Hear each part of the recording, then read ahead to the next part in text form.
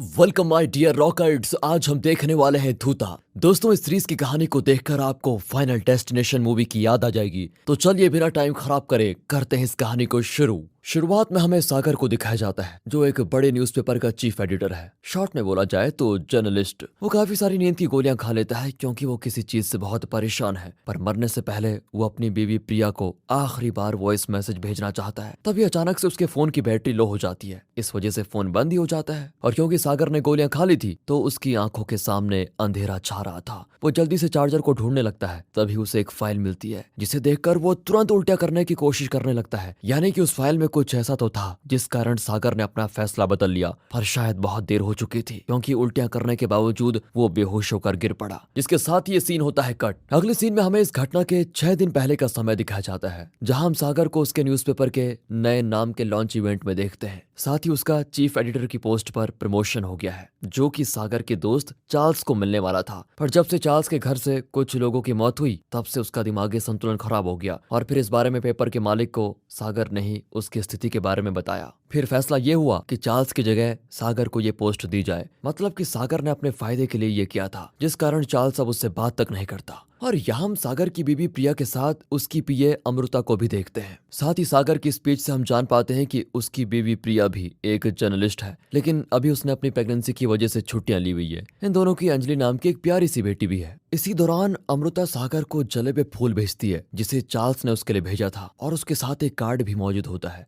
जिसमें एक आदमी दूसरे की पीठ पर चाकू से वार कर रहा है। अब यहाँ चाकू मारने वाला सागर ही है। सागर चार्ल्स का ये गिफ्ट देखकर कहता है कि यार ये सच में पागल हो गया है। इसके बाद अमृता सागर को एक क्रॉसवर्ड बुक गिफ्ट करती है, क्योंकि सागर को क्रॉसवर्ड सॉल्व करना बहुत ही पसंद था। इसी दौरान चक्रमूर्ति, जो कि एक सीनियर जर्नलिस्ट है, उन्होंने सागर के अखबार को हाल ही में ज्वाइन किया था। वो सागर को जर्नलिज्म पर लिखी हुई एक बुक गिफ्ट करते हैं, जिसका टाइटल होता है पत्रकारिता के सिद्धांत और आदर्श। अब इस इवेंट के खत्म होने के बाद सागर, प्रिया, अंजलि और अपने वो एक डॉग के साथ, जिसका नाम ए होता है, उसके साथ घर निकल जाते हैं। जिस दौरान टीवी पर बताया जाता है कि बंगाल की खाड़ी में तूफान की वजह से अगले 1 हफ्ते तक लगातार बारिश होती रहेगी। बाकी सागर के डॉग की बात करें तो उसका नाम ये ए इसलिए रखा गया क्योंकि वो उसका कोई नाम ही नहीं सोच पाए, और अब ए करके उसको बुलाते हैं। अब रास्ते में जब हाईवे से ये लोग अपनी गाड़ी में जा रहे होते हैं, तभी पेट्रोल खत्म हो जाने की वजह से उनकी गाड़ी बीच रोड में ही बंद पड़ जाती है। जबकि प्रिया उसे बताती है कि सुबह ही ड्राइवर ने टैंक फुल करवाया था, ऐसे अचानक खत्म कैसे हो गया। अब इस वक्त कैब भी अवेलेबल नहीं होती, और ऊपर से सागर का फोन भी ऑफ होता है। फिर प्रिया अपने मोबाइल से अमृता को कॉल लगाकर बताती है और उससे एक दूसरी गाड़ी भिजवाने को कहती है। अब इन लोगों की गाड़ी एक ढाबे के पास खराब हुई थी, तो जब तक गाड़ी नहीं आ जाती तब तक ये लोग कुछ खाने पीने के लिए वहां पे रुक जाते हैं। ढाबे के अंदर सागर की नजर एक बल्ब की तरफ जाती है, जिस पर एक पेपर चिपका हुआ है। अब क्योंकि वो एक क्रॉसवर्ड था, तो सागर उस पेपर को निकालकर देखने लग जाता है। अब एक क्रॉसवर्ड के बगल में कुछ हिंट्स दिए होते हैं, जिसे पढ़कर ही वो सॉल्व करना था। तो उसमें एक हिंट लिखी होती है कि रात को हाईवे पर जाते दौरान एक ढाबे के पास मशहूर जर्नलिस्ट सागर की गाड़ी का ठीक रात 10:45 पर और 33 सेकंड्स पर एक्सीडेंट हो गया, जिसमें उनके कुत्ते की मौत हो गई। तो उस कुत्ते का क्या नाम है? उस हिंट में दोस्तों यही लिखा होता है। अब ये पढ़कर सागर सोच में पड़ जाता है कि हाउ इज इट पॉसिबल। गाड़ी में टाइम देखता है तो उसमें 10:41 हो रहे होते हैं। उसी बीच वहां पर प्रिया आती है। अब क्योंकि अंजलि को पानी चाहिए था, तो वो गाड़ी में चली जाती है। फिर सागर प्रिया को वो पेपर दिखाता है, और देखते ही देखते गाड़ी पर पेपर में बताया हुआ टाइम बच जाता है। जैसे ही 33 सेकंड्स होते हैं, वैसे ही एक ट्रक सागर की गाड़ी को टक्कर मार देता है, जिसका ड्राइवर वहां से तुरंत भाग खड़ा होता है। और सागर को लगता है कि उसकी बेटी अंजलि मारी गई, इसलिए वो भागते हुए गाड़ी के पास पहुंचता है, जिसके अंदर हाथ डालने पर उसके हाथ में खून लग जाता है। ओह! पर अंजलि अपनी गुड़िया गिर जाने की वजह से ठीक समय पर गाड़ी से बाहर आ गई थी, और गाड़ी में बैठा डॉग मारा गया। प्रिया और सागर अपनी बच्ची को जिंदा देखकर काफी खुश होते हैं। इसके बाद हम सागर को उसके घर पर देखते हैं, जो कि एसपी को इस इंसिडेंट की कंप्लेंट लिखवा रहा है। और उस वक्त इस एरिया के थाने का सब इंस्पेक्टर अजय घोष इस कंप्लेंट को लेने आया था। तभी जो कंप्लेंट सागर ने टाइप की होती है, उसे अचानक से लेकर सागर के पिता फाड़ देते हैं। वो बार बार एक ही बात दोहरा रहे थे कि सागर, तुम जर्नलिज्म में हो ना। सागर की माँ उन्हें अंदर लेके जाती है, और सागर फिर से दूसरी कंप्लेंट टाइप करता है। अब बारिश की वजह से लाइट नहीं थी, इस कारण सागर को पुराने टाइपराइटर का इस्तेमाल करना पड़ता है। वो अजय को इतना इंतजार करवाने के लिए भी काफी माफी मांगता है, अब इंस्पेक्टर अजय सागर से उसके पिता के बारे में सवाल करता है कि ये इस तरह बिहेव क्यों कर रहे हैं। सागर फिर उसे बताता है कि 4 साल पहले उन्हें अल्जाइमर की बीमारी हो गई, मगर उस वक्त उन्होंने मुझे जर्नलिज्म करने से मना किया था। वो हर चीज तो भूल गए, पर पता नहीं क्यों जर्नलिज्म वर्ड वो कभी भूल नहीं पाए, जिस कारण आज तक वो यही बात रिपीट करते रहते हैं कि मुझे जर्नलिज्म नहीं करना चाहिए था। फिलहाल वो अजय के हाथ कंप्लेंट सौंप देता है। फिर हम पुलिस वालों को उसी एक्सीडेंट वाली जगह पर देखते हैं, जो कि डॉग स्क्वाड के साथ उस ट्रक ड्राइवर कोटी की तलाश कर रहे होते हैं। जल्दी डॉग्स की मदद से कोटी पकड़ा भी जाता है। इसके बाद अगले दिन सागर अपनी बेटी अंजलि को समझाने की पूरी कोशिश करता है कि अगर तुम खाना नहीं खाओगी तो ए को हेवन में तकलीफ होगी। ए मतलब दोस्तों उनका कुत्ता, आप भूल तो नहीं गए कहीं। इस पर अंजलि उससे कहती है कि अब हम ए को हिप्पोपोटेमस कहकर बुलाएंगे, क्योंकि उसे पानी बहुत पसंद था। उसकी ये बात सुनकर सागर को उस पजल वाले पेपर की याद आती है जो उसे एक्सीडेंट से पहले मिला था। वो तुरंत उस ढाबे में जाकर उस पेपर को ढूंढने लग जाता है, जो कि वहां के उसे डस्टबिन में मिलता है। उस पेपर में वो फिर से उसी हिंट को पढ़ता है जिसमें डॉग का नाम लिखने को बोला गया था, और जब वो उस खाली जगह पर हिप्पोपोटेमस लिखता है तो वो एकदम सही से फिट होता है। ये देखकर सागर एकदम फिर से हैरान, भला ये कैसे हो सकता है? अगर ये किसी का प्लान भी है तो ये कैसे हो सकता है कि हिप्पोपोटेमस जो मेरी बेटी बताए वो यहाँ पर फिट हो जाए। फिलहाल इसी बीच सागर को उस मैकेनिक का फोन आता है जिसके यहाँ उसने गाड़ी बनवाने के लिए भेज दी है। वो उससे तुरंत जाकर मिलता है, जो सागर को दिखाता है कि आपके फ्यूल टैंक में एक छोटा सा छेद है, जिस कारण टैंक फुल होने पर भी आपका सारा पेट्रोल बह गया और गाड़ी उसी ढाबे के पास बंद हुई। एग्जैक्टली सागर ने ढाबे वाले से उन पेपर्स के बारे में पूछा था जिन्हें वो कबाड़ी वाले से खरीदता है, और कीड़ों के दूर रहने के लिए ही बल्ब के पास लगा देता है। वैसे रॉकर्स, क्या कभी आपके साथ ऐसा इंसिडेंट हुआ है? कमेंट करके बताइएगा। कहानी में आगे बढ़े तो फ्यूल टैंक में होल को देखने के बाद से सागर को यह शक हो गया था कि कोई ना कोई तो है जो उसे मारना चाहता है। यही वजह थी कि जब उसे अजय का फोन आता है कि उन्होंने कोटी को बेल पर छोड़ दिया है, क्योंकि उसने बयान में कहा था कि वो यूपी से गाड़ी चलाते हुए आ रहा था और वहां ढाबे के पास पहुंचते ही उसकी विंडशील्ड पर एक पेपर आकर चिपक गया, जिस कारण उसने अनजाने में कार को ठोक दिया। बाकी रही बात ड्रिंक एंड ड्राइव की, तो वो शराब नहीं पीता। अब ये सारी बातें सुनकर सागर तुरंत अजय के अकाउंट में 1 लाख रुपए भेजता है और कहता है कि उसे तब तक न जाने दो जब तक वो कुछ बता न दे, फिर चाहे इसके लिए तुम्हें उसके साथ जो भी करना पड़े। पैसे मिलते ही अजय सागर के कहे अनुसार बाहर जाकर कोटी को कुछ और साइन लेने के बहाने वापस ले आता है। इसी दौरान अमृता देखती है कि सागर ने 2 अलग कलर्स के सॉक्स पहने हुए हैं। वो समझ जाती है कि वो बहुत ही परेशान है। उसके पूछने पर सागर उसे सब कुछ बता देता है। वो उसे फ्यूल टैंक वाली बात से लेकर पेपर वाली बात भी बताता है और कहता है कि मुझे तो इस वक्त चार्ल्स पर ही शक हो रहा है, मन तो करता है कि उसकी जान ले लूं। अमृता सागर से कहती है कि चार्ल्स तुम्हारा पुराना दोस्त है, उससे जाकर मिलो और शांति से बैठकर बात करो, फिर देखो वो क्या कहता है। सागर को अमृता की बात सही लगती है तो वो निकल पड़ता है। पहले तो सागर चार्ल्स को फोन लगाता है पर उसका फोन नहीं उठता। फिर वो चार्ल्स की बीवी के पास कॉल करके उसके बारे में पूछता है तो वो कहती है कि वो इस वक्त अपनी मम्मी पापा के घर गई हुई है और चार्ल्स तो अपने ही घर पर होगा। इसलिए सागर उससे मिलने के लिए चार्ल्स के घर पहुंच जाता है, जहां पर सागर को काफी सारे पेपर्स के टुकड़े हवा में उड़ते हुए दिखते हैं जो कि ऊपर के कमरे से निकल रहे थे।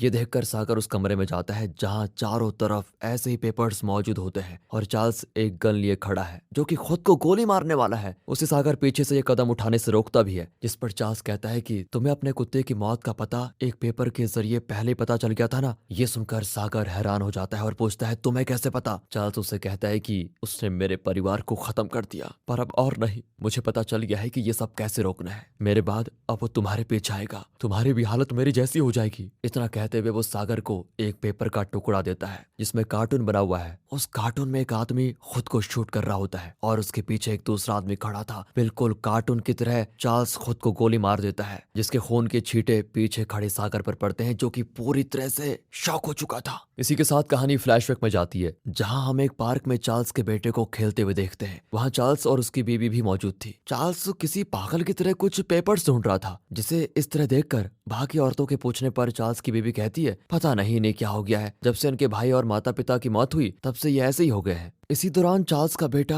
हाइड एंड सीक खेलते हुए छिपने के लिए वहां से कहीं और ही चला जाता है और इसी बीच चार्ल्स को पेपर मिलता है जिसमें उसके बेटे की मौत की खबर होती है। उसे पढ़ते ही चार्ल्स अपने बेटे को पागलों की तरह ढूंढ रहा होता है, जो कि एक गाड़ी के नीचे छिपा हुआ था। चार्ल्स बेटे को ढूंढते हुए उसी जगह पर आ जाता है और अपने बेटे को पुकार रहा होता है। ये देखकर जब चार्ल्स का बेटा गाड़ी के नीचे से निकलने की कोशिश करता है तभी उसका पैर अचानक से गाड़ी को सपोर्ट दे रहे रॉड से लग जाता है। दरअसल इस गाड़ी का एक पहिया नहीं था और उसकी जगह रॉड लगा हुआ था। उस रॉड में पैर लगने की वजह से गाड़ी उस बच्चे के ऊपर गिर जाती है और उसकी वहीं पर मौत। प्रेजेंट में सागर अपने घर वापस आकर पहले तो अपने कपड़ों को धोता है, फिर वो खुद भी नहाता है। इसके बाद वो उस पेपर वाले कार्टून को देख रहा होता है जो कि उसे चार्ल्स ने दिया था। उस कार्टून में जो पीछे खड़ा था उसने सागर की तरह 2 रंग के सॉक्स पहने हुए थे। और दोस्तों मैं आपसे ये भी बताना भूल गया कि जब सागर चार्ल्स के घर गया था तो वहां उसने एक येलो रेनकोट पहने हुए आदमी को देखा था जो कि सागर की नजर मिलते ही बाइक स्टार्ट करके चला जाता है। अब उसने हेलमेट पहना हुआ था तो सागर उसका चेहरा नहीं देख पाया। चार्ल्स की मौत की इन्वेस्टिगेशन का केस क्रांति नाम के ऑफिसर को दिया जाता है जो कि अपने काम में बहुत ही ज्यादा अच्छी होती है। क्रांति के साथ रंगा नाम का एक इंस्पेक्टर भी होता है जिसके साथ वो चार्ल्स के घर जाती है। अब रंगा क्रांति से बताता है कि मैडम ये नॉर्मल सी आत्महत्या का केस है। पर जब क्रांति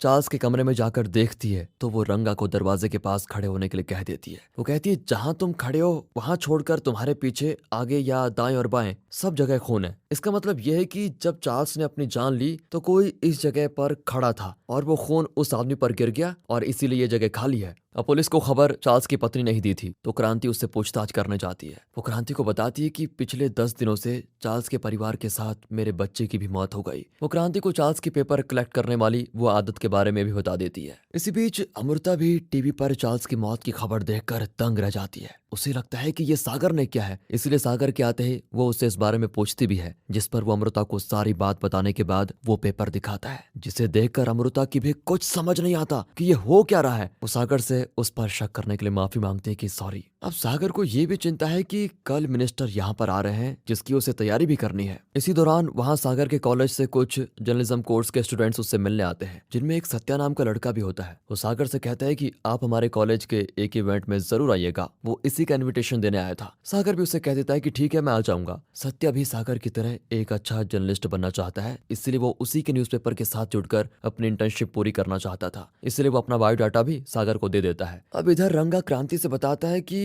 मैडम चार्ल्स का फोन अनलॉक हो गया है। उसके मरने से पहले उसके पास सागर नाम के एक आदमी का कॉल आया था। दूसरी ओर हम अजय को देखते हैं जो कि कई तरह से कोटी को टॉर्चर करके उसके मुंह से सच्चाई पता करने की पूरी कोशिश करता है। अब जब बताने के लिए कोटी के पास कुछ था ही नहीं तो वो बेचारा क्या बोलता। अजय उसे इतना मारता है कि वो खुद भी थक चुका था। फिर अजय की नजर कोटी के सोने के दांत की तरफ जाती है जिसे अजय जबरदस्ती बाहर निकाल लेता है और कोटी बुरी तरह तड़पने लगता है। अब उसकी आवाज बाहर न जाए इसीलिए अजय उसके मुंह पर कुछ पेपर्स ठूस देता है। सीन यहाँ से चार्ल्स के फ्यूनरल की तरफ मुड़ता है जहाँ सागर भी पीछे खड़ा हुआ है। वो चर्च के बाहर एक पीला रेनकोट देखता है और फिर अंदर आकर चुपचाप बैठ जाता है। ये देखकर सागर क्रांति की तरफ बढ़ ही रहा होता है कि तभी वो देखता है कि बाहर से रेनकोट गायब है और वो बाइक वाला आदमी रेनकोट पहनकर सागर के सामने ही निकल जाता है। फिलहाल सागर जब घर पहुंचता है तो देखता है वहां क्रांति उससे पूछताछ करने के लिए आई हुई है। क्रांति सागर से चार्ल्स की मौत के बारे में और उसने जो पहले उससे फोन कॉल्स किए थे उसके बारे में पूछती है, जिस पर सागर कहता है कि वो कुछ दिनों से काफी अजीब बिहेव कर रहा था जिस कारण मुझे उसकी काफी टेंशन हो रही थी, इसलिए मैंने उसका हाल पूछने के लिए कॉल किया पर उसने कॉल ही नहीं उठाया। साथ ही क्रांति के पूछने पर वो ये भी बता देता है कि मैं अपने ऑफिस में अपनी असिस्टेंट अमृता के साथ था।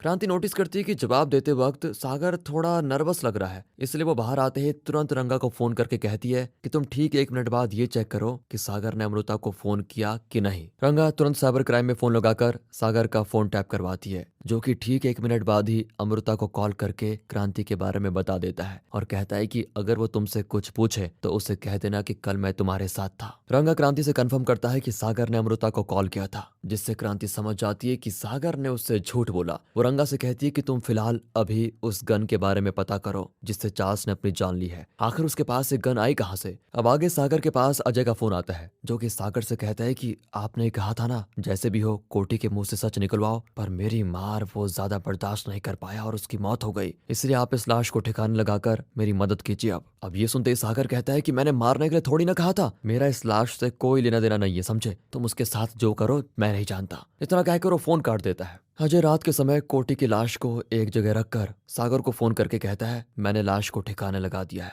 वो भी आपके फार्म हाउस के जनरेटर वाले रूम में, तो अब आप उसके साथ जो करना चाहो कर सकते हो। ये सुनते ही सागर तुरंत अपने फार्म हाउस पहुंच जाता है। वो जनरेटर रूम में देखता है कि वहां कोई लाश है ही नहीं बल्कि कोटी अभी जिंदा है। वो सागर के सामने खून में लथपथ खड़ा होता है, लेकिन अगले ही पल वो एक नुकीली चीज पर गिरकर मर जाता है। जिस दौरान सागर देखता है कि कोटी के पेट के अंदर से एक पेपर का टुकड़ा बाहर निकला है, जिससे वो पढ़ता है तो उसमें लिखा होता है कि जिस ड्राइवर ने एक्सीडेंट किया था उस ड्राइवर की लाश जर्नलिस्ट सागर के फार्म हाउस में मिली है। अब ये पढ़कर तो सागर बुरी तरह से डर जाता है और फिर वो कोटी की लाश को उठाकर फार्म हाउस के पिछले वाले प्लॉट में गाड़ देता है। उसे गाड़ने के बाद सागर जेनेटर रूम की काफी अच्छे से सफाई भी करता है और दीवारों पर लगे हुए खून के निशान पूरी तरह से हटा देता है, उसमें पेंट करता है। फिर वहां से सागर सीधा अपने घर जाता है। अगली सुबह क्रांति को एक गन डीलर से पता चल जाता है कि वो लोग यूपी, बिहार और उड़ीसा जैसे स्टेट्स में गन्स को ट्रक ड्राइवर्स के जरिए भेजते हैं और ये गन भी उन्हीं में से एक है। क्रांति ऐसे सभी ट्रक ड्राइवर से मिलती है जिनमें से कोटी भी था। अब जब क्रांति को कोटी की बीवी से पता चलता है कि कोटी ने सागर की गाड़ी का एक्सीडेंट किया था, तब से वो पुलिस स्टेशन में ही है। क्रांति देखती है कि कोटी की बीवी ने सोने के जेवर पहने हुए हैं और साथ ही उसके घर काफी सारे महंगा सामान भी है, जो सब कुछ किसी ट्रक ड्राइवर के यहाँ होना कोई आम बात नहीं थी। क्रांति ये भी समझ जाती है कि कोटी भी उन गन्स को डिलीवर करता होगा पक्का। इधर सागर उसी पेपर को देख रहा था जो कि उसे कोटी के पेट से मिला। वो अब चार्ल्स की तरह जहां भी जाता है वहां ऐसे ही पेपर्स के टुकड़े ढूंढता है। इस दौरान हम देखते हैं कि प्रिया की मेड अंजलि के साथ बैठकर एक यूट्यूब वीडियो देख रही है जिसमें एक लड़की हॉन्टेड जगहों पर जाकर साइंस की मदद से आत्माओं और भूत का पता लगाती है। अब प्रिया उन्हें ये सब कुछ देखने से मना करती है। तभी उसे एक दोस्त का फोन आता है जो कि प्रिया से कहता है, मुझ पर काफी कर्जा चढ़ गया है, इस कारण मैंने इंश्योरेंस के पैसे पाने के लिए अपने ही हॉस्पिटल में आग लगा दी है जिसमें गलती से 4 बच्चों की मौत हो गई। अब क्योंकि प्रिया भी जर्नलिस्ट रह चुकी है तो वो अपने दोस्त से कहती है, तुम चिंता ना करो, मैं ये सब कवर कर दूंगी, बस तुम पैसे खर्च करने के लिए तैयार रहना। न्यूज वाले इस खबर को बिल्कुल भी कवर नहीं करेंगे। दूसरी ओर क्रांति और रंगा कोटी के बारे में पूछताछ करने के लिए अजय से मिलते हैं जिसे पिछली रात भीगने की वजह से कोल्ड हो गया था। अब कोटी के बारे में पूछने पर वो क्रांति से बता देता है कि उसका वकील बेल कराकर कोटी को लेके चला गया है। फिर वो क्रांति को एक्सीडेंट की कंप्लेंट कॉपी और बेल पेपर्स दिखा देता है, पर क्रांति कहती है कि उसकी बीवी का तो कहना है कि वो घर पर पहुंचा नहीं। अब अजय बोलता है कि मैडम अब वो कहाँ है ये मुझे क्या पता होगा। अगला सवाल क्रांति अजय से ये पूछती है, आपको सागर ने किस बात के 1 लाख रुपए भेजे हैं, जिस पर हिचकिचाते हुए अजय बोलता है कि मुझे पैसों की जरूरत थी इसलिए मैंने उनसे उधार मांगे, जो मैं उन्हें कुछ ही दिनों में लौटा दूंगा। ये सब कुछ पूछने के बाद क्रांति कोटी का ट्रक देखने के लिए जाती है जिसमें वो देखती है कि डीजल टैंक में एक कंपार्टमेंट की वेल्डिंग अलग से करके जोड़ी गई है जिसके अंदर उन्हें गन मिल जाती है। अब ये तो पक्का था कि कोटी गन्स की डिलीवरी करता था, पर वो है कहाँ बस इसका पता लगाना है। क्रांति को अजय पर भी भरोसा नहीं था, इसलिए वो रंगा से ट्रैफिक कैमरे से उन सारे फुटेजेस को लाने के लिए कहती है जो कि पुलिस स्टेशन की तरफ मुड़े हुए हैं। सागर अपने ऑफिस में यहाँ मिनिस्टर्स का स्वागत करता है और हमें दोनों के बीच की बातों से पता चल जाता है कि सागर मंत्री जी की इमेज को अपने न्यूज़पेपर के जरिए सुधारने का काम करता है, यानी कि वो भी करप्ट है। मिनिस्टर कहता है कि इस बार के इलेक्शन को भी संभाल लेना, जिस पर सागर कहता है आप चिंता ना करो। अब ऑफिस में इस इवेंट की वजह से कुछ बच्चे भी आए होते हैं जो कि पेपर से कुछ न कुछ बना रहे होते हैं और सागर हवा से कुछ पेपर्स को उड़ते हुए देखता है। उन्हें देखते ही वो पागलों की तरह उन्हें इकट्ठा करने में लग जाता है, जिसको ऐसा देखकर मिनिस्टर भी हैरान होता है कि ये कर क्या रहा है। फिर मिनिस्टर के जाते ही वो उन पेपर्स को एक एक करके जोड़ कर देखता है। तभी चक्रमूर्ति उसके पास आकर उन कॉलम्स के बारे में पूछने लगता है जिसे पेपर्स में सागर ने खाली छोड़ने को कहा था। वो बताता है कि वो कॉलम्स असल में रूलिंग पार्टी ने खरीद लिए हैं। चक्रमूर्ति कहता है ये न्यूज़पेपर है, कोई जमीन का टुकड़ा नहीं जो आपने इसे बेच दिया। सागर जवाब देता है कि सिद्धांतों से इतना बड़ा ऑफिस नहीं चलता, ना ही इतने लोगों की सैलरी आती है, हमें भी प्रॉफिट जनरेट करने के लिए ये सब करना पड़ता है। आपको नहीं पसंद तो आप जा सकते हो। सागर की इस बात पर चक्रमूर्ति उसके पेपर को छोड़ देता है क्योंकि वो ऐसी जगह काम नहीं करना चाहता जहां इस तरह घोटाला हो। इसी बीच सागर देखता है कि ऑफिस के बाहर वही बाइक, पीला रेनकोट, वही आदमी खड़ा है। उसे जब सागर देख ही रहा होता है तभी एक बच्चा एक पेपर पेन बनाकर फेंक देता है जो कि सागर के पास आकर गिरता है। उसे देखकर सागर पेपर को खोलता है जिसमें राशिफल लिखा हुआ है। अब सागर की राशि होती है मिथुन, तो वो उसे पढ़ता है जिसमें लिखा हुआ था कि आपकी पत्नी के पेट में पल रहा बच्चा आज मर जाएगा। ये पढ़ते ही सागर एकदम से परेशान हो जाता है और शॉक भी। अगले ही पल उसे प्रिया का फोन आता है जो कि एक ग्लास टेबल पर गिर पड़ी थी और कांच लगने की वजह से उसका बहुत खून बह रहा था। उसकी हालत के बारे में सुनकर सागर तुरंत हॉस्पिटल पहुंच जाता है जहां उसे पता चलता है कि अभी उसका बच्चा सही सलामत है। ये सुनकर सागर की जान में जान आती है, पर यहाँ एक कमरे में उसे अमृता नजर आती है जिसकी हालत काफी ज्यादा खराब थी। सागर उसके पास जाकर पूछता है कि तुम्हें क्या हुआ। अमृता सागर के गले लगते हुए कहती है कि हमारा बच्चा नहीं बच पाया, और ये सुनकर सागर एकदम से दंग रह जाता है। इसी के साथ कहानी जाती है फ्लैशबैक में, जहां फ्लाइट कैंसिल होने की वजह से सागर और अमृता एक होटल में रुकते हैं। फिर दोनों साथ में डिनर करते हैं। यहाँ सागर अमृता को देखता ही रह जाता है। वो अमृता से उसके पति टैपस के बारे में पूछता है जिस पर वो कहती है कि टापस मर्चेंट नेवी में है, जिस कारण वो साल में सिर्फ 1-2 बार ही घर आ पाता है। जब से मेरी शादी हुई तब से टापस ने मुझे कई बार मारा क्योंकि उसको एंगर इश्यूज हैं। मैं तो चाहती हूँ कि वो कभी घर ही ना आ जाए। अब ये सुनकर सागर अमृता के साथ डांस करने लग जाता है। फिर दोनों बहक जाते हैं, जिसका नतीजा है कि आज अमृता प्रेग्नेंट हो गई थी। प्रेजेंट में अमृता कहती है कि इस बारे में मुझे भी आज ही पता चला। सागर उससे पूछता है पर तुम्हें चोट कैसे लगी? अमृता बताती है कि करीब 6 घंटे पहले मैंने टेस्ट किया तो वो पॉजिटिव आया। उसी दौरान टापस भी अचानक से बिना बताए घर आ गया था, जिसने वॉशरूम में प्रेगनेंसी किट को देख लिया और फिर उसने मुझे काफी ज्यादा मारा भी। ये सब कुछ सुनकर सागर अमृता को वो पेपर का टुकड़ा दिखाता है जिसमें उसके बच्चे के खोने और मरने के बारे में लिखा हुआ है, पर वो बच्चा प्रिया का नहीं अमृता का था। इस बात से वैसे सागर काफी खुश भी होता है, मतलब ओरिजिनल बीबी का बच्चा बचा हुआ है, मतलब कि उसके लिए अमृता का बच्चा ज्यादा मायने नहीं रखता था। वो अमृता को हॉस्पिटल के खर्चे के लिए अपना क्रेडिट कार्ड देकर चला जाता है। फिर अमृता जाकर देखती है तो सागर प्रिया के साथ काफी खुश होता है। ये देखने के बाद वो नर्स को कुछ पैसे देते हुए कहती है कि तुम मेरे लिए काम करोगी। सागर प्रिया को घर लेकर पहुंच जाता है, जहां अंजलि अपनी माँ को देखकर काफी खुश होती है और आज अंजलि की कुछ सहेलियां भी उसके घर पर आई हुई हैं। सागर यहाँ से सीधा पुलिस स्टेशन जाकर अजय से मिलता है और उसे वो सारे पेपर्स दिखाते हुए कहता है कि यार कोई तो है जो मेरे परिवार और मुझसे जुड़े लोगों के पीछे पड़ा हुआ है। इस पर अजय कहता है कि वो क्रांति जोर शोर से चार्ल्स के केस में लगी हुई है, थोड़ा बचकर रहना, पर मैं तुम्हारी अब कोई मदद नहीं कर सकता क्योंकि मुझे इन सब पर विश्वास ही नहीं है। इस पर सागर उसको एक और पेपर दिखाता है जिसमें लिखा हुआ है कि कोटी नाम के ट्रक ड्राइवर को किसी ने मार दिया और उसका सोने का दांत भी गायब है। अब ये खबर पढ़कर तो अजय हैरान रह जाता है क्योंकि उसने ये दांत वाली बात किसी से भी शेयर नहीं की थी। सागर उसे कहता है कि जब कोटी गलती से मर गया तो उसके पेट के अंदर मुझे उसकी मौत की खबर वाला पेपर मिला। अब अजय उसे बताता है कि मैंने कोटी के मुंह को बंद करने के लिए उसके मुंह में डस्टबिन से कुछ कागज ठूस दिए थे, उसी में से कागज उसके पेट में चला गया होगा। दोनों मिलकर अब डस्टबिन में ढूंढते हैं लेकिन उन्हें कुछ नहीं मिलता। अजय सागर से कहता है कि आप मुझे इन पेपर्स की फोटोज भेज दो, मैं देख लूंगा। सागर उसे पेपर्स की फोटोज भेजने के बाद उससे कहता है कि किसी भी तरह पता करो कि इसके पीछे है कौन, मेरे परिवार की जिंदगी का सवाल है यार, पैसे की चिंता बिल्कुल मत करना। इधर सागर ये सब कुछ कह रहा होता है, उधर क्रांति और रंगा ट्रैफिक कंट्रोल रूम में उस दिन की रिकॉर्डिंग को देखते हैं जिसमें उन्हें दिखता है कि एक आदमी कोटी को वापस थाने के अंदर लेकर जा रहा है, लेकिन वो कौन था ये बारिश की वजह से समझ नहीं आ रहा है। फिर रात 10 बजे तक कोटी बाहर नहीं आया, लेकिन अजय अपनी गाड़ी के जरिए थाने से निकला और लेफ्ट की तरफ अपने घर जाने के बजाय सीधा निकल गया। अब वो आखिर कहाँ गया ये जानने के लिए उस दिन की उसके जीपीएस की लोकेशन ट्रेस की जाती है। अजय की लोकेशन के हिसाब से वो 45 किलोमीटर दूर गया, वहां करीब 40 मिनट तक रुका, फिर अपने घर आ गया। उसी दौरान सागर के जीपीएस के हिसाब से वो भी उसी जगह गया, करीब 3.5 घंटे वहीं रहा। अब आखिर दोनों एक ही जगह क्यों गए थे ये पता करने के लिए क्रांति और रंगा उस जगह पर पहुंच जाते हैं जो कि सागर का फार्म हाउस है जहां उसके माता पिता रहते हैं। क्रांति पूरे घर की तलाश लेने के लिए कहती है और सागर की माँ उसे फोन करके इस बारे में बता देती है, जिस पर सागर कहता है कि वो एक केस पर काम कर रहे हैं, हमने कुछ गलत नहीं किया, उन्हें कुछ नहीं मिलेगा तो वो चुपचाप चले जाएंगे। अब घर में तो उन्हें कुछ नहीं मिलता तो क्रांति बाहर रखी डस्टबिन को चेक करती है जिसमें उसे ब्लीच और पेंट के धब्बे मिलते हैं। जेनेटर रूम में जाने पर वो देखते हैं कि पेंट नया किया गया है, साथ ही यहाँ की सफाई भी की गई है, मतलब कि यहाँ पर कोई कैद था और खून के निशान मिटाने के लिए ये सब कुछ किया गया है। अब सड़क पर रात में स्ट्रीट लाइट जल रही होगी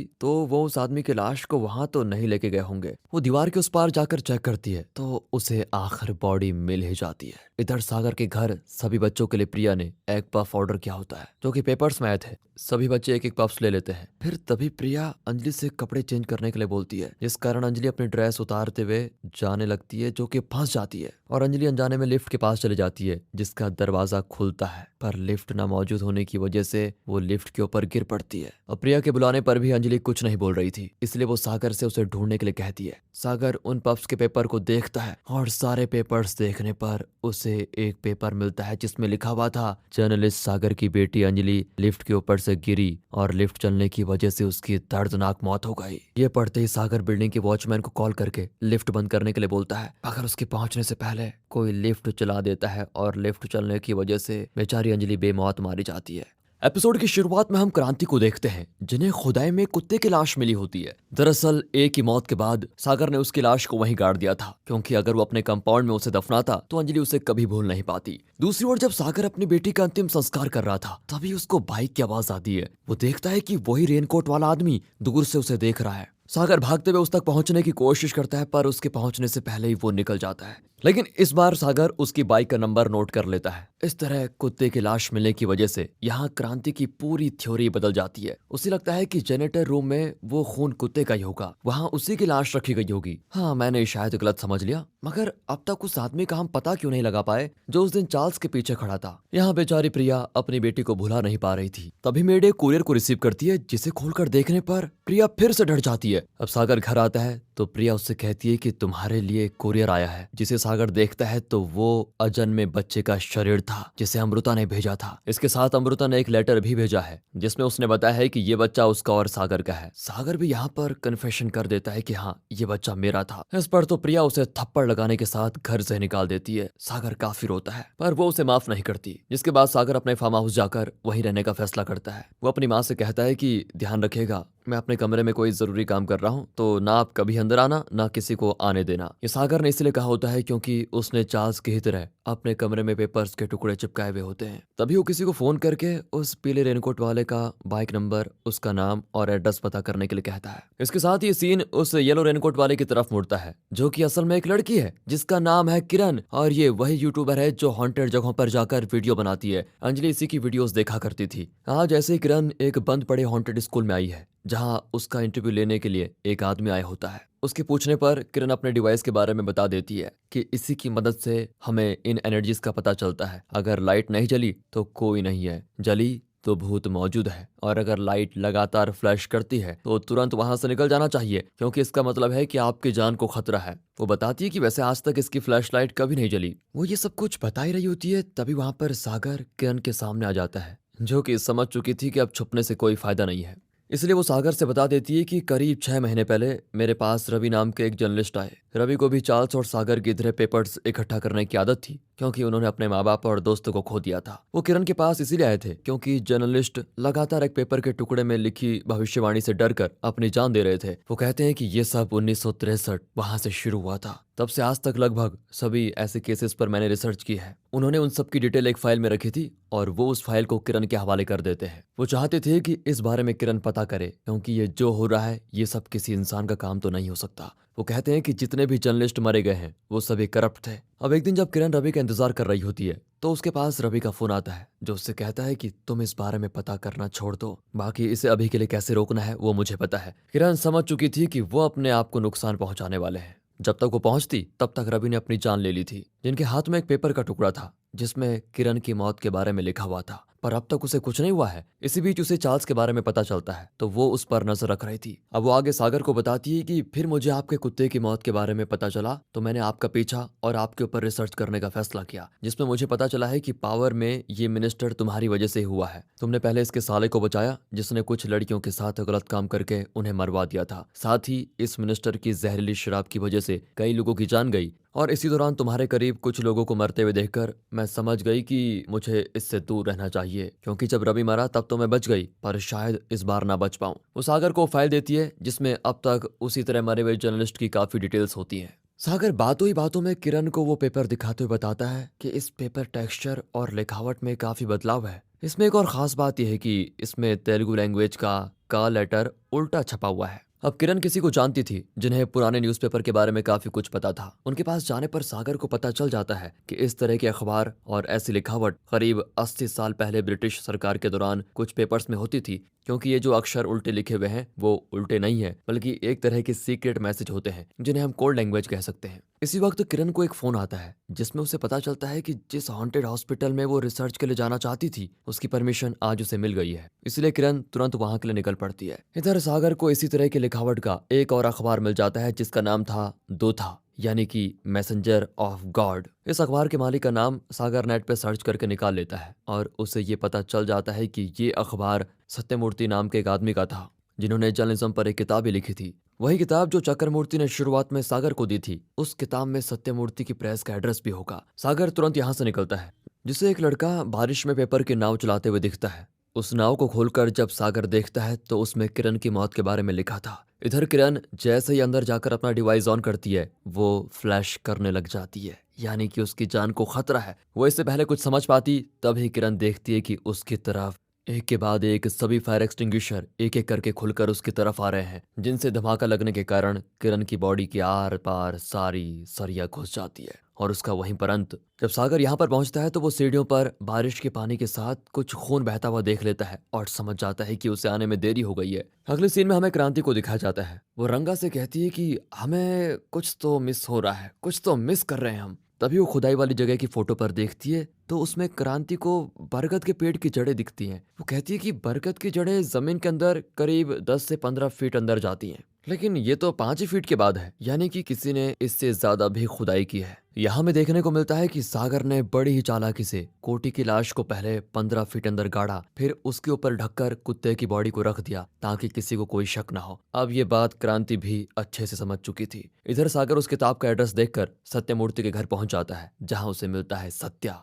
दरअसल सत्यमूर्ति सत्या के दादाजी का नाम था। उनका यहाँ प्रिंटिंग प्रेस था, जहां पर सत्या और उसके पिता रहने लगे। सत्या फिर सागर को सत्यमूर्ति के कमरे में लेके जाते हुए बताता है कि 1962 में एक दिन अचानक वो सभी को छोड़कर चले गए। इसी बीच वहां पर सत्या का पिता आता है, जो कि कोई और नहीं बल्कि चक्रमूर्ति था। वो अपने बेटे से कहता है कि तुम्हारी हिम्मत कैसे हुई इस आदमी को मेरे पिता के कमरे में ले जाने की। वो अपने बेटे को यहाँ से जाने के लिए कह देता है और उसके जाने के बाद वो कहता है तुम्हारे जैसा भ्रष्ट जर्नलिस्ट सत्यमूर्ति के पैरों की धूल भी नहीं है, तुम्हारी हिम्मत कैसे भी उनके कमरे में जाने की। इस पर सागर उनसे कहता है कि क्या आप मुझे भ्रष्ट जर्नलिस्ट कहते रहेंगे? आपके पिता भी तो आपको खुद ही छोड़कर चले गए थे, उन्होंने कौन सा बड़ा काम किया है बताइए। चक्रमूर्ति जवाब देता है कि तुमने उनके बारे में जो सुना है वो गलत है। इसी के साथ कहानी जाती है 1962 के समय में, जहां सत्यमूर्ति की लिखी किताब का विमोचन समारोह हो रहा होता है। वहां सत्यमूर्ति के दोस्त एमएलए राघवैया भी आए होते हैं। दोनों ने अंग्रेजों के समय इसी अखबार के जरिए उनकी नाक में दम कर दिया था। वो कोड लैंग्वेज का अखबार में इस्तेमाल करके जरूरी संदेश लोगों तक पहुंचाते थे, जिसका पता ब्रिटिशर्स को लगा ही नहीं। सत्यमूर्ति का मानना था कि जर्नलिज्म और पॉलिटिक्स को ट्रेन की पटरियों की तरह एक दूसरे से दूर रहना चाहिए, तभी एक देश अच्छे से चल सकता है।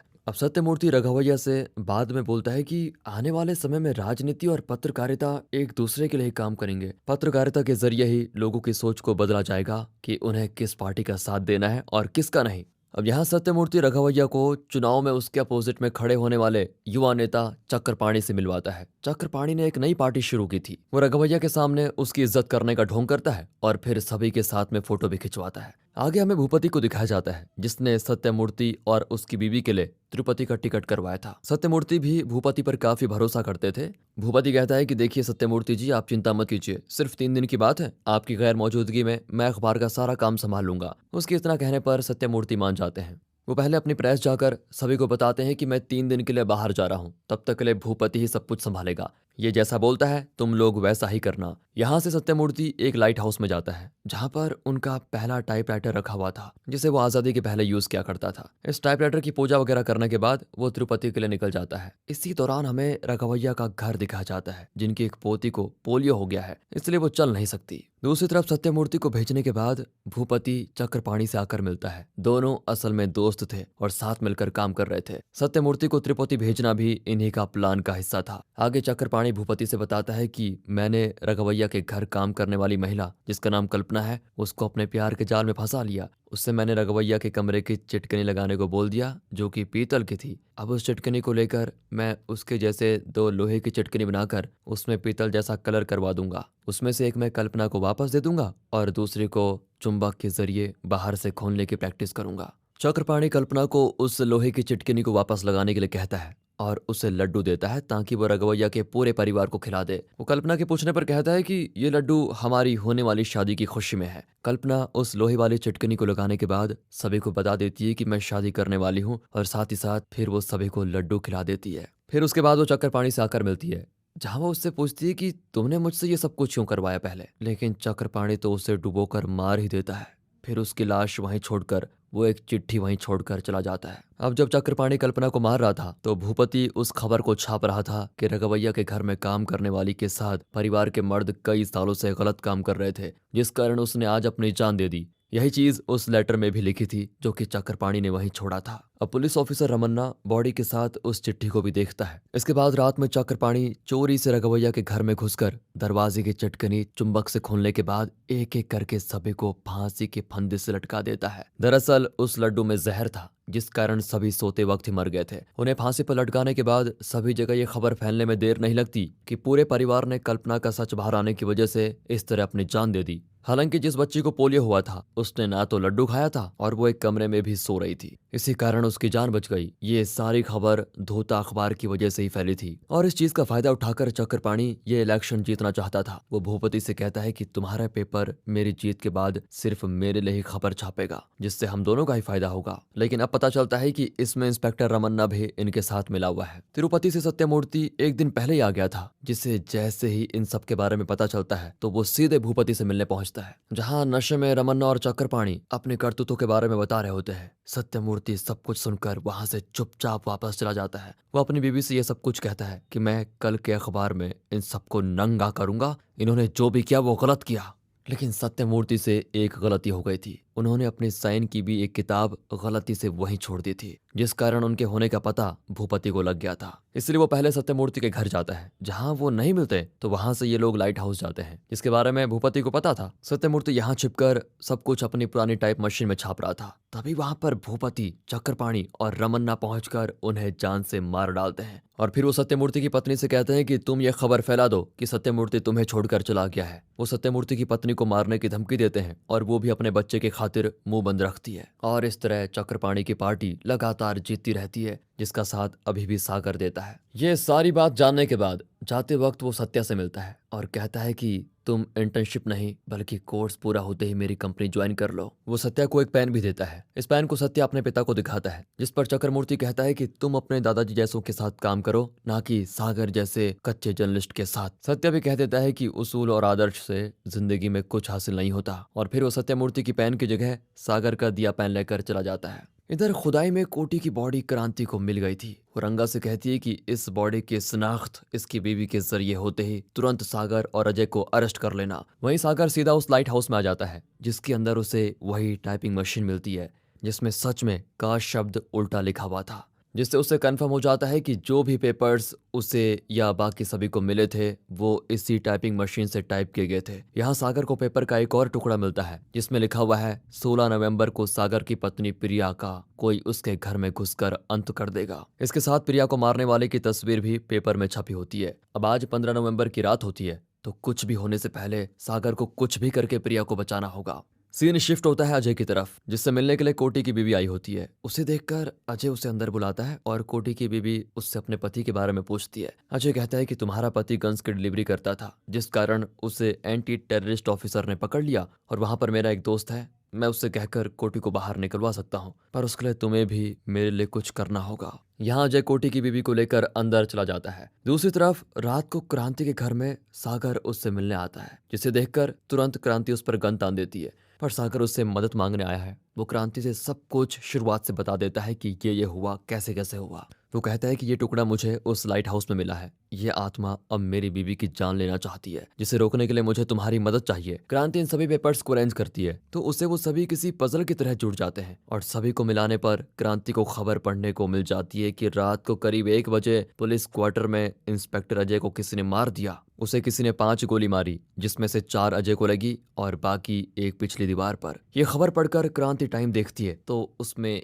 1 से ज्यादा हो रहा था। तभी उसे रंगा का फोन आता है, जो कि क्रांति को अजय की मौत के बारे में बताता है, जो कि ठीक उसी तरह हुई थी जैसा कि इस पेपर में लिखा हुआ है। तो इससे क्रांति को भी सागर की कही बात पर विश्वास हो जाता है। फिर हमें दिखाया जाता है कि अजय के घर कोटी की बीवी को अपने पति का एक सोने का दांत मिलता है, जिसे अजय ने जबरदस्ती निकाला था। उसे देखकर कोटी की बीवी समझ जाती है कि अजय ने उसको मार दिया, इसलिए वो तुरंत अजय को गोली मार देती है। वो अपने साथ एक गन लेकर आई थी। इधर सागर की मदद करने के लिए क्रांति उसके साथ प्रिया के घर आती है। वो प्रिया के पिता को बताती है कि प्रिया की जान खतरे में है। वो उन सब पर विश्वास नहीं करते पर, लेकिन प्रिया से सागर सारी बातें बता देता है और वो उसे पेपर पर बने हुए उस आदमी की फोटो दिखाते हुए पूछता है कि तुम क्या इसको जानती हो, शायद किसी स्टोरी को कवर करते वक्त तुमने इसे देखा हो। मगर प्रिया ने उसे पहले कभी नहीं देखा था। सागर उस पेपर की फोटो लेकर प्रिया को देकर कहता है कि अच्छे से देखो, तुम्हें कुछ याद आया, और अगर बाद में भी आया तो मुझे बता देना, कल के दिन अपने कमरे से बाहर मत निकलना, याद रखो। प्रिया जब उस फोटो को देखती है तो उसमें ठीक वही गमला मौजूद है जो कि इस वक्त गार्ड ने अभी अभी वहां पर रखा था। ये देखकर प्रिया को भी सागर की बात का विश्वास हो ही जाता है। सागर अपने घर पहुंचकर देखता है कि चार्ल्स वाले पेपर में उसकी बीवी की मौत के बारे में लिखा था, पर वो अब तक जिंदा है। ये देखकर सागर किरण की दी हुई फाइल में मौजूद लोगों के सारे नंबर्स मिलाकर उनसे पूछताछ करता है। तब उसे पता चलता है कि उन सभी जर्नलिस्ट की मौत के पहले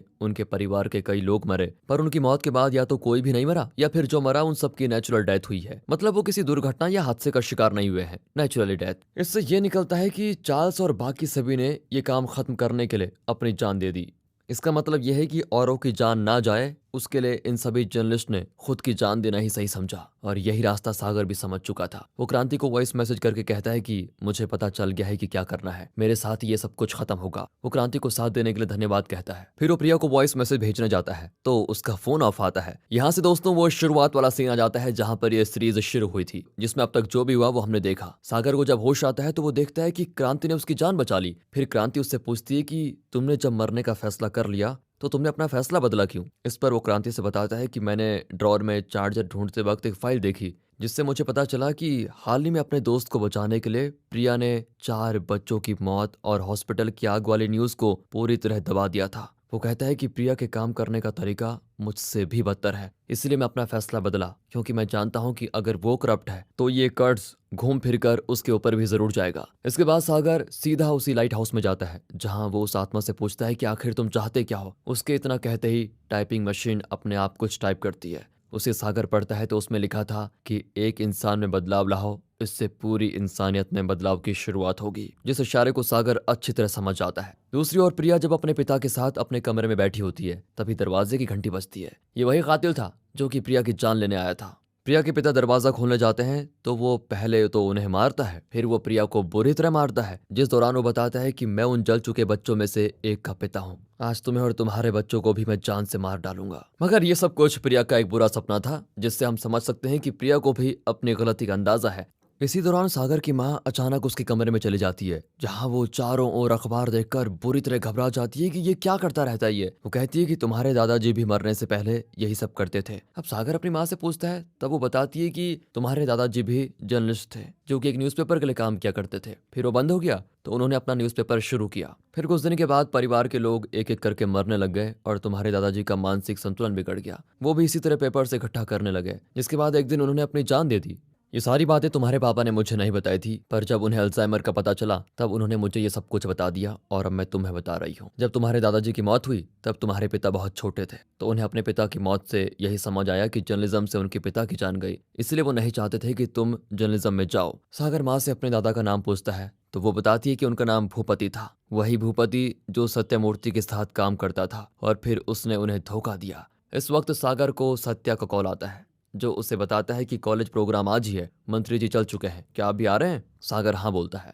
फिर वो जाने से पहले अपने पिता से माफी मांगता है और फिर कॉलेज की तरफ निकल पड़ता है। दूसरी तरफ यहाँ क्रांति अपनी माँ को लेकर रघवैया के घर जाती है और हमें पता चलता है कि क्रांति की माँ असल में रघवैया की वही पोती है जिसे पोलियो हुआ था और सिर्फ वही बची थी। वो घर के अंदर जाने से मना करती है, जिस पर क्रांति कहती है कि एक बार चलो, अगर आपको अच्छा नहीं लगेगा तो हम वापस लौट आएंगे। वहाँ चीजों को देखते हुए क्रांति को एक अखबार मिलता है जिसमें उसकी माँ के परिवार वालों की आत्महत्या की खबर छपी हुई थी। साथ ही उसे एक बैंक अकाउंट ओपनिंग फॉर्म भी मिलता है जो कि रघवैया ने कल्पना को शादी के लिए खुलवाया था। उस फॉर्म में कल्पना के अंगूठे का निशान था। ये देखकर क्रांति अपना दिमाग दौड़ाती है कि जो लड़की अनपढ़ थी और अंगूठे का निशान लगाती थी वो भला मरने से पहले लेटर कैसे लिख सकती है। ये शक होते ही वो रंगा को कॉल लगाकर एक फाइल लाने के लिए कहती है। रंगा उस फाइल को लाने के साथ क्रांति से ये भी बता देता है कि कोटी की पत्नी अपने बच्चों को लेकर फरार है। फिलहाल क्रांति के लिए ये गुत्थी सुलझाना जरूरी था, इसलिए वो फाइल में मौजूद फांसी के फंदों को देखकर वैसी गांठ बनाने की कोशिश करती है। फिर वो एक लेफ्ट हैंड आदमी को बुलाकर उससे फंदा बनाने को बोलती है।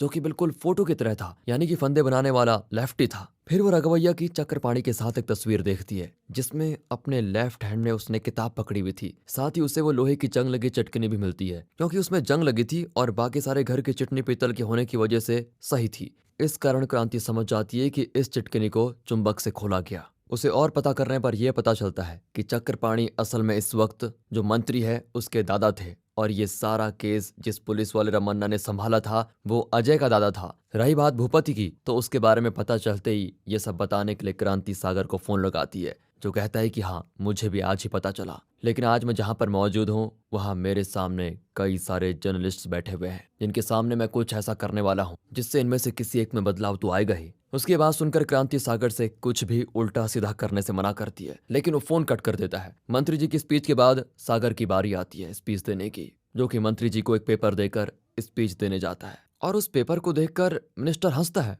वहीं इधर प्रिया अपने दोस्त के खिलाफ एक आर्टिकल लिखकर उसे पब्लिश करने के लिए कहती है। तभी एक अनजान आदमी प्रिया के पिता को मारकर प्रिया को भी बुरी तरह मारने लगता है, जिससे प्रिया उन हॉस्पिटल में मौजूद बच्चों की खबर दबाने के लिए माफी मांगती है। इस पर वो आदमी कहता है कि किन बच्चों की बात कर रही हो तू? मैं यहाँ अपनी बीवी अमृता की वजह से आया हूँ। मैं अमृता का पति टापस हूँ। इतना कहकर वो अमृता की एक वीडियो प्रिया को दिखाता है, जिसमें अमृता ने अपनी जान लेने से पहले टापस से बोला था कि तुम्हें मेरे मरने के बाद जैसा दर्द फील हो रहा है, ठीक वैसा ही दर्द तुम सागर को देना, उसकी बीवी को मारकर और उसके पेट में पल रहे बच्चे को मारकर। अब ये सब कुछ देखकर प्रिया टापस को मारकर भागने की कोशिश करती है, पर टापस उसे कार में पकड़ लेता है। इसी दौरान प्रिया किसी तरह खुद को छुड़ा लेती है और गाड़ी टकराने की वजह से वो लाइट पोल पानी में गिर जाता है, जिससे टापस को करंट लगता है और उसकी वहीं पर मौत। अब प्रिया की जान क्यों नहीं गई, ये जानने के लिए हमें सागर की तरफ चलना होगा, जो अपनी स्पीच में कहता है कि आप सभी जर्नलिस्ट तभी बनिएगा जब आपके उसूल और आदर्श में दम हो। मेरी तरह नहीं कि चंद पैसों के लिए अपना ईमान बेच दूं।